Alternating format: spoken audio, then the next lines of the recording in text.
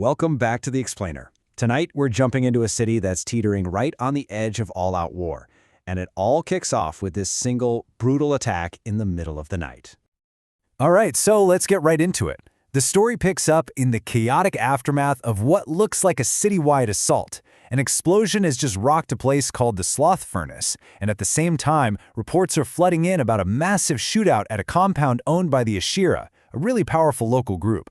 The whole city is on edge, and absolutely no one knows what's coming next.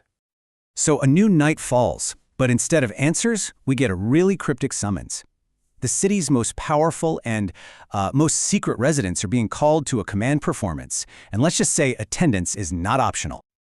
So while the regular news is trying to spin last night's chaos as, just some chemical explosion, our main characters, Alex, Gabriel, and Eric, they each find this weird anonymous envelope just waiting for them. No return address, no sender, nothing. And inside, just a single ticket. It says it's an invitation, but come on, this feels way more like a draft notice, right? For anyone who's in the know, a random ticket to the Alabama Theater means one thing and one thing only. You're being summoned by the people in charge.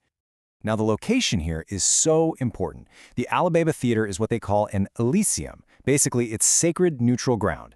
Think of it like a demilitarized zone where no violence is allowed, ever.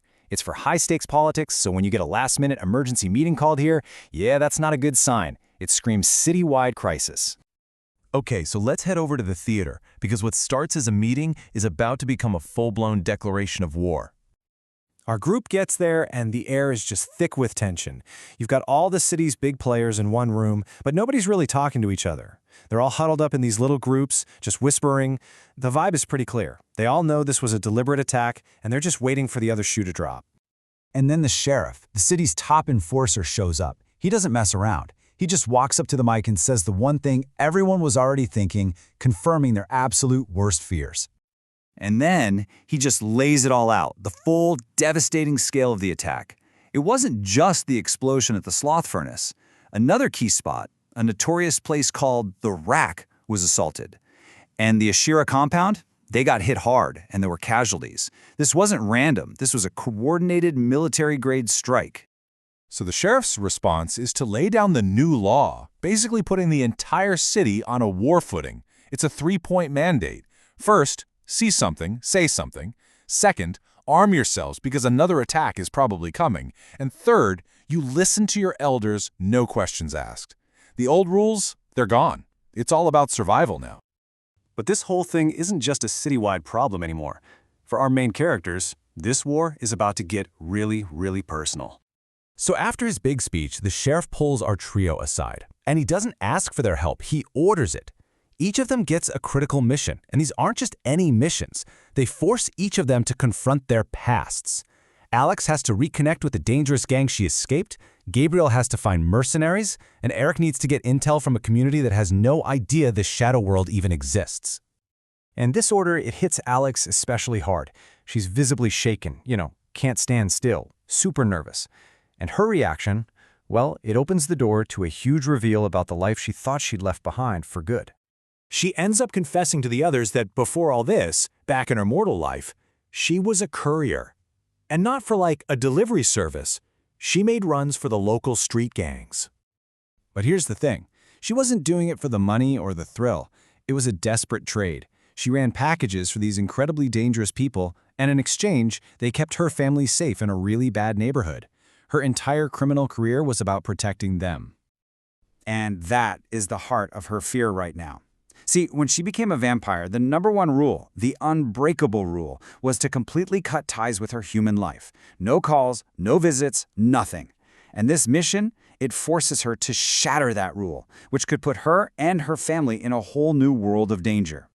So even with these huge personal risks hanging over their heads, the mission has to come first. They need guns, they need soldiers, but before any of that, they need information. And in this city, when you need to know a secret, there's really only one group you go to. So they set up a meeting with the Nosferatu. These guys are the city's reclusive information brokers, the undisputed masters of secrets and surveillance. And no surprise, they know something. But with them, information is never, ever free. It always has a price. A deal gets hammered out pretty quick. Our team offers the Nosferatu first look at any intel they gather from now on, and in return, the Nosferatu hand over a simple thumb drive. They say it's the first real lead in the case. So they get back to their headquarters, plug in the drive, and there it is. It's grainy footage from a traffic cam near the rack, but it's clear enough to show the getaway vehicles, and there are 2 of them. Yep, 2 big SUVs, tearing away from the scene. They trace one of the plates back to Montgomery County, which is only about an hour's drive away. But the other one, get this, it has a vanity plate that just says, Holy Lord. I mean, talk about arrogant. It's so blatant, it's almost like they want to be found. Okay, so with this crazy concrete lead, a plan finally starts to take shape. First, they've got to tell the sheriff about Montgomery immediately. Then, while he gets his people ready, Alex and Gabriel will start their very dangerous recruitment drives. And the next move for the team is obvious. They have to go to Montgomery. And that leaves us with the big question, right? This clue, it almost seems too perfect. Is it just an arrogant mistake from an overconfident enemy, giving our heroes their first real shot at fighting back? Or is it a carefully laid trap, meant to lure them right into an ambush? The war has officially begun, but the true enemy is still hiding in the shadows.